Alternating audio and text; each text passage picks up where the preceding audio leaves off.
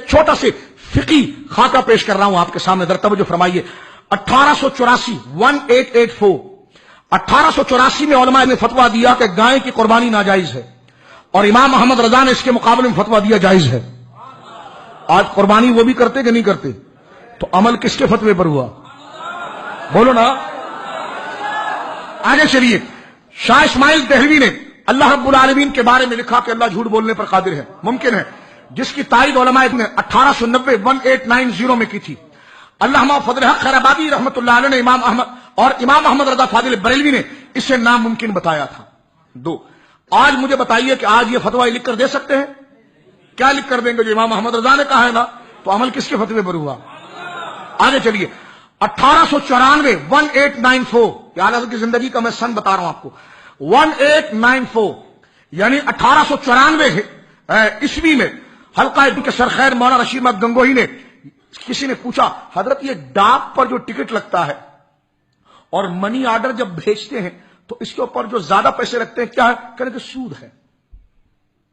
یعنی منی آرڈر اگر آپ 100 روپے بھیجتے ہیں تو اس پہ 5 روپے 10 روپے لگتا ہے نا، تو کہتے ہیں یہ سود، جو کرائے کو سود میں فرق نہ کرے وہ مفتی ہے۔ دیکھیں آپ، امام احمد رضا خان فاضل بریلوی نے اس وقت یہ فتویٰ دیا، اس کو سود نہیں کہتے، اس کو کرایہ کہتے ہیں۔ آج یہ اسلامک بینکاری کے فتوے دے رہے ہیں۔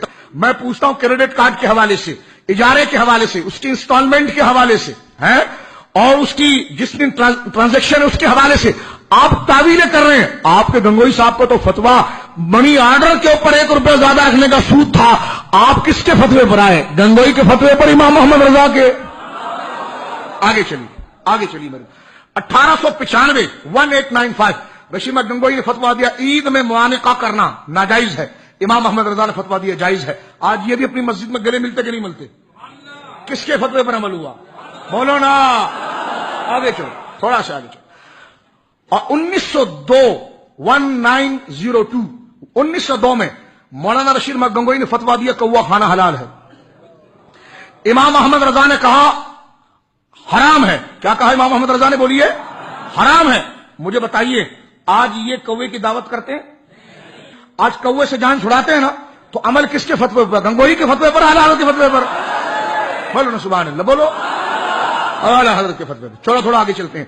اسی طرح 1905 میں رشید احمد گنگوئی نے کہا، جب نوٹ ایجاد ہوا تھا، پہلے تو سکے چلتے تھے نا سونے چاندی کے، لیکن ایجاد ہوا تو علماء سے پوچھا گیا، بڑا نیا مسئلہ تھا کہ نوٹ کو کیا کہیں گے، یہ کرنسی ہے کہ نہیں ہے؟ تو گنگوئی نے فتویٰ دیا تھا اس کی حیثیت چیک کی ہے، یعنی خود سے یہ مال نہیں ہے، چیک کی ہے۔ امام احمد رضا نے کہا تھا یہ خود ثمن اصطلاحی ہے۔ امام احمد رضا نے فتویٰ دیا یہ خود ثمن اصطلاحی اور مال متقوم ہے۔ مجھے بتائیے آج کوئی یہ کہہ سکتا ہے کہ نوٹ چیک ہے؟ مال متقوم کہتا ہے نا، تو عمل کس کے فتوے ہوا؟ گنگوئی پہ، اعلیٰ حضرت کے۔ چلیں آگے۔ 1913 میں علماء فرنگی محل اور علماء دیوبند مسجد کی وقف زمین پر سڑک بنانے کا فتویٰ دیا تھا، اور امام احمد رضا نے نہ بنانے کا فتویٰ دیا تھا۔ تو کس کے فتوے پر عمل ہوا؟ بے مسئلے پر ہی اعلیٰ حضرت کے۔ بولو نا یار، اعلیٰ حضرت۔ تھوڑا آگے چلیں۔ اسی طرح 1918 کے اندر حکیم الامت جس کو یہ کہتے ہیں، جناب مولانا اشرف علی تھانوی صاحب، ان کے ایک شاگرد مولانا حسن نظامی ثانی، انہوں نے لکھا تھا کہ مشائخ طریقت کو سجدہ تعظیمی جائز ہے، اور امام محمد رضا نے کہا تھا ناجائز ہے۔ آج یہ فتویٰ دے سکتے ہیں؟ فتویٰ دیں گے نا، تو عمل کس کے فتوے پر ہوا؟ اچھا آگے چلیں۔ 1919 میں علماء نے ہندوستان کو دارالحرب کہا تھا، اور اعلیٰ حضرت فاضل بریلوی رحمۃ اللہ علیہ نے اس کو دارالاسلام کہا تھا۔ کیا کہا تھا؟ آج کوئی دوسرا دارالحرب کہہ سکتا ہے انڈیا کا؟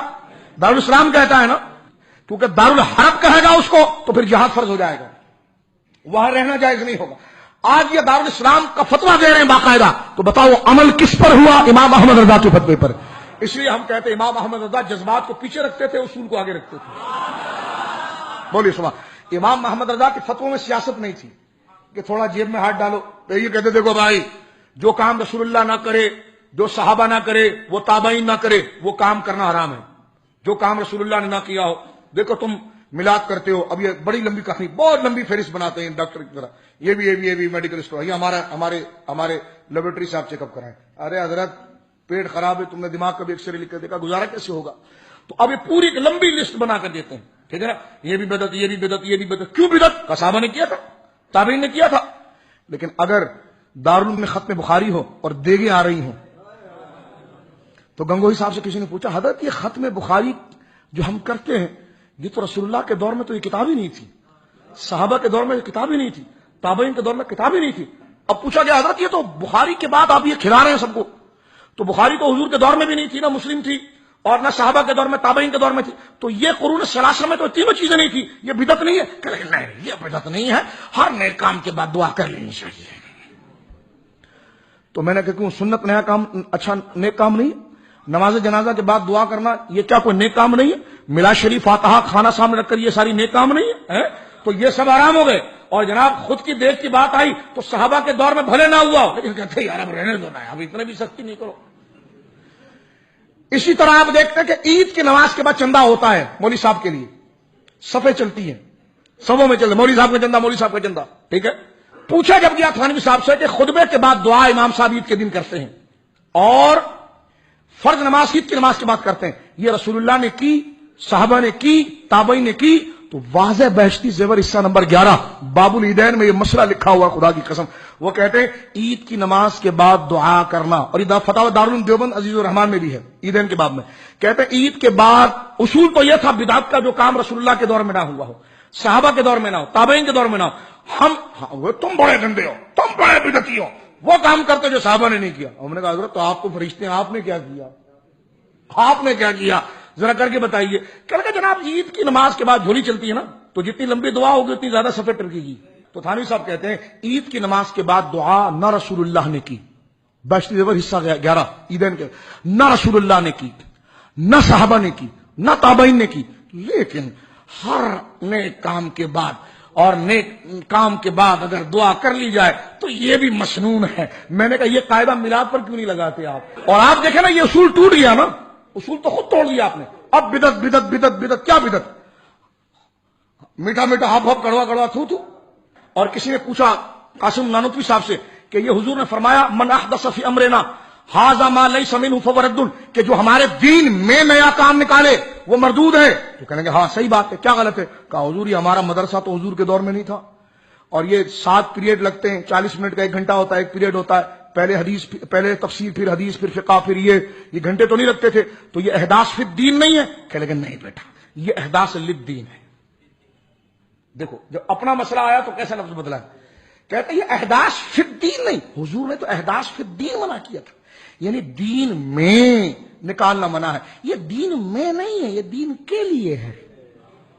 میں نے کہا توبہ توبہ توبہ، جب اپنی بات پھنسو تو احداث فی الدین و احداث للدین، تو چلو اسی تعبیر پر آ جاؤ، چراغا دین میں نہیں ہے، عشق محمد کے لیے ہے، جلوس دین میں نہیں ہے، عشق مصطفیٰ کے لیے ہے، دین میں عشق مصطفیٰ ہے اور یہ عشق مصطفیٰ کے لیے ہے۔ اس پر صلاح کر لو، بات ختم ہو جاتی ہے۔ اب میرے دوستو آخری جملے آپ سنیے اور گفتگو کو ہم ختم کرتے ہیں۔ امام احمد رضا خان فاضل بریلوی نور اللہ مرقدہ، میں نے سارا دور آپ کے سامنے عرض کیا۔